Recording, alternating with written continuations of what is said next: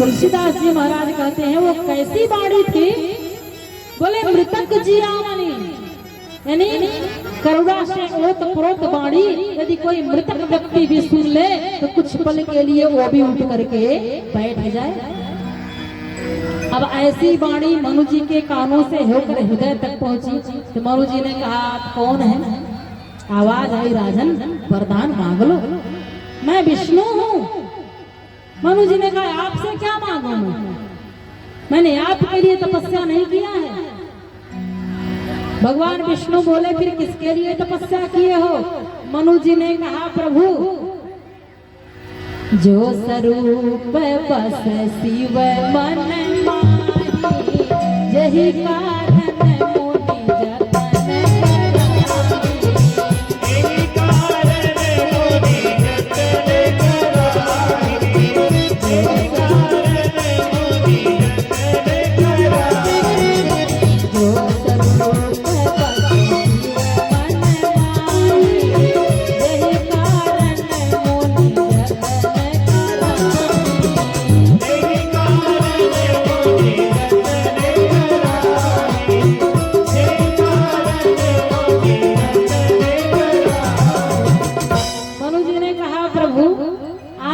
जतन स्वरूप भगवान शिव के हृदय में निवास करता है, उस स्वरूप के दर्शन के लिए ही मैंने तप किया है। भगवान विष्णु ने कहा राजन पर आंखें तो खोलो, मैं ही वो हूँ जो रूप बदलता हूँ। मनु जी ने कहा प्रभु बस करिए, प्रलोभन मत दीजिए, दर्शन आपका मुझे नहीं करना।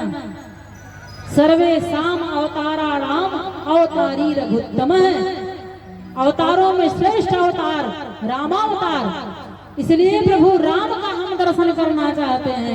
तो कहते हैं कि प्रबल प्रेम के पाले पड़कर प्रभु को नियम बदलते देखा, अपना मान टले ही भले पर भक्त का मान ना टलते देखा।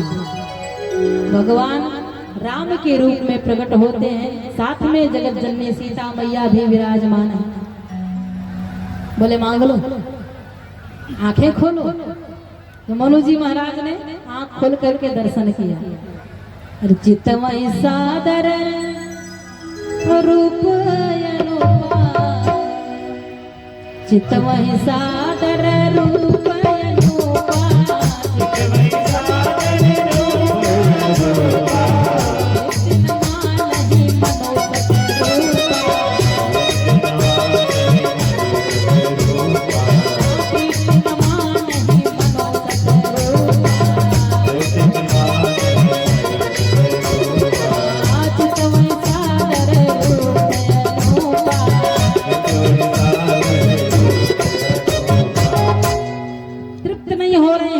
दर्शन किए जा रहे हैं, देख रहे हैं, अपलक दृष्टि से देख रहे हैं। भगवान ने कहा राजन मांग लो, तुम्हारी तपस्या से इतना प्रसन्न हो कि जो मांगो सो देने को तैयार हूं।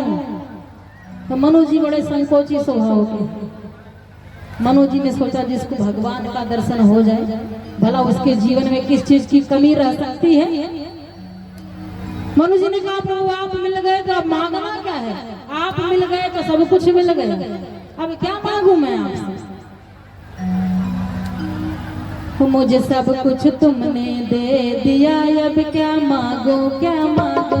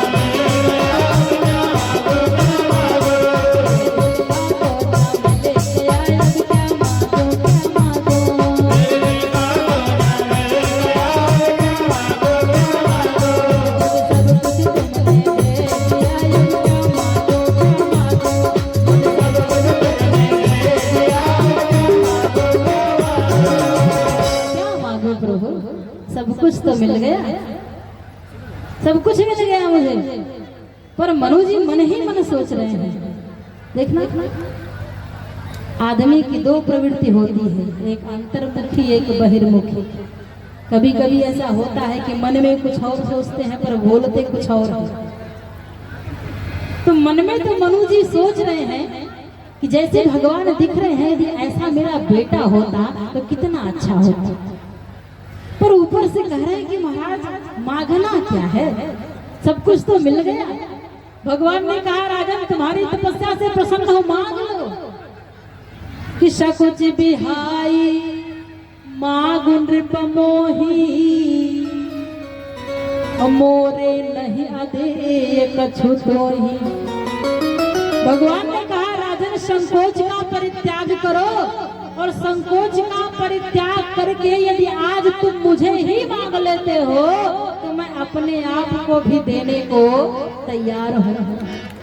तो मनु जी जब इतना सुने तो बोले प्रभु तब ठीक है, आपसे छिपाना क्या, आप तो अंतर्यामी हैं, हर व्यक्ति के मन की बात को जानते हैं, तो आपसे झूठ नहीं बोल सकता, छिपा नहीं सकता कुछ, इसलिए महाराज मांग रहा हूँ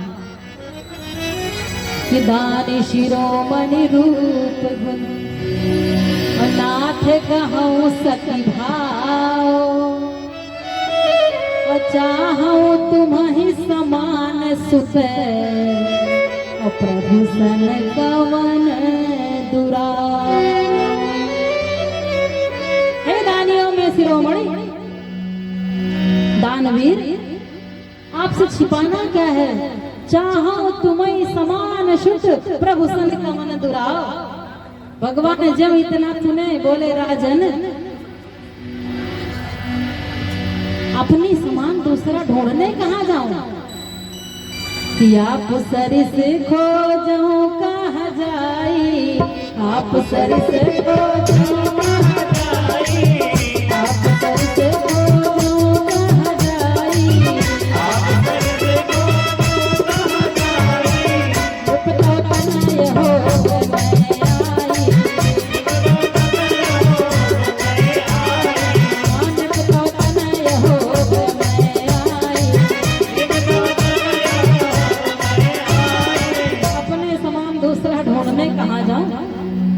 पूरे त्रैलोक्य में मेरे समान सिर्फ मैं ही हूँ, मेरा कोई विकल्प नहीं है। तो मनु जी कहने लगे प्रभु अभी तक तो आप बोल रहे थे जो मांगो देने को तैयार हो, जो मांगो देने को तैयार हो, और जब मांग लिया तो देने में कंजूसी महाराज आप कर रहे हो। भगवान ने कहा ना राजन, तपस्या प्रबल है तुम्हारी, इसलिए देने में कोई कंजूसी नहीं होगी, पर बता रहा हूँ कि मेरे जैसा सिर्फ मैं ही हूँ, पूरे त्रैलोक्य में कोई दूसरा नहीं है, एको हम द्वितीय हो नास्ति। मनु जी ने कहा प्रभु पर मेरी इच्छा का तब क्या होगा। भगवान ने कहा मतलब। मनु जी ने कहा मैंने आपसे एक नहीं दो बेटा मांगा है, कि चाहो तुम्हें, मैं तुम्हें चाहता हूँ, और समान सुत, एक मैं तुम्हारे समान चाहता हूँ। देखना हिंदी पढ़ना लिखना ये आसान विषय नहीं होता है, थोड़ा सा प्रश्नवाचक चिन्ह, पूर्ण विराम, कामा, हलंत इतना लगाने से ही शब्दों के अर्थ बदल जाया करते हैं। मनु जी ने कहा प्रभु मैंने यही कहा कि चाहूं तुम्हें, मैं तुम्हें चाहता हूँ महाराज, और समान सुत, एक तुम्हें चाहता हूँ एक तुम्हारे समान चाहता हूँ।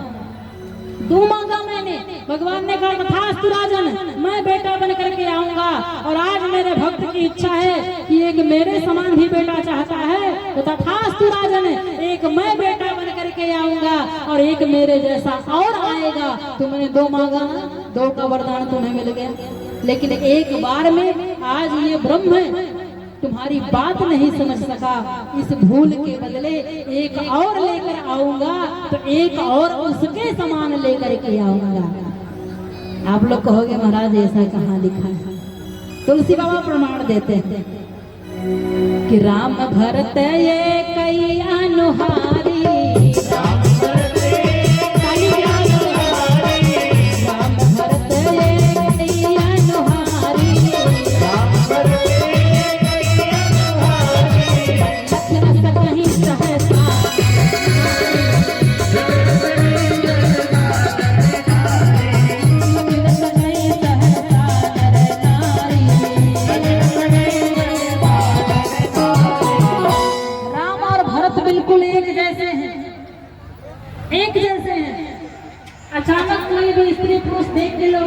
नहीं पाते कौन राम है कौन भरत है। परसों जब विवाह की कथा हम आप लोगों को सुनाएंगे तो इस प्रसंग पर थोड़ा सा प्रकाश डालेंगे। तो राम और भरत एक जैसे हैं और भगवान ने कहा एक और नाम मिला तो एक और उसके समान नाम। तो तुलसी बाबा लिखते हैं कि लखन शत्रुघ्न एक रूपा नख सिखते सब अंग अनूपा। लक्ष्मण और शत्रुघ्न दोनों एक जैसे हैं। भगवान वरदान दे। प्रसंग तो बहुत लंबा है। भगवान ने कहा और क्या चाहिए। मनु जी ने कहा प्रभु जैसे मछली जल से अलग होकर प्राण त्याग देती है ऐसे ही मेरा भी जीवन हो। आपसे वियोग हो तो मेरे प्राण चले जाए। शत्रुपा मैया से भी कहा वरदान मांगो। शत्रुपा मैया ने भी मांगा है। आज संक्षेप में वर्णन करते हैं। भगवान ने कहा आप दोनों जा करके अमरावती में निवास करिए। त्रेता युग में आप दोनों दशरथ कौशल्या के रूप में विख्यात रहेंगे। उस समय मैं अपने अंशों के साथ अवतार लेकर के आऊंगा। कैलाश के शिखर पर बैठे भोलेनाथ कहते हैं भवानी यह राम जन्म का 5वां कारण है। ये सबसे पवित्र कारण है। और सुनो अब अयोध्या धाम का दर्शन करो। जहाँ के राजा महाराज दशरथ हैं 3 रानियां हैं पर किसी के पास कोई संतान नहीं है। तो वहाँ पर भी घटना घटित होती है एक बार। जहाँ भी तुलसी बाबा ने एक बार शब्द लिखा है वहाँ कुछ घटनाएं घटित होती है कि एक बार भूपति मन माही भय गलानि मोरे सुत नाही। एक बार का समय कौन सा था।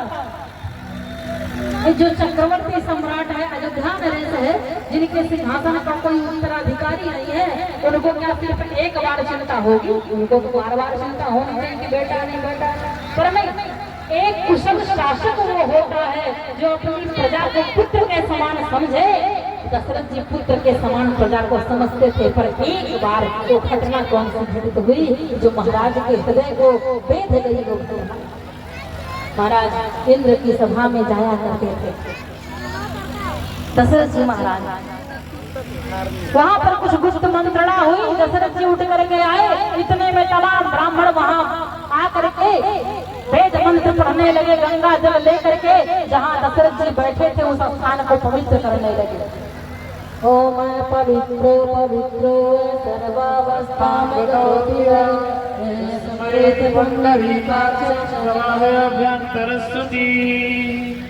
दशरथ जी ने पूछा मित्र क्या कुछ आयोजन होने वाला है क्या। इंद्र ने कहा नहीं मित्र जिस स्थान पर तुम बैठे थे ना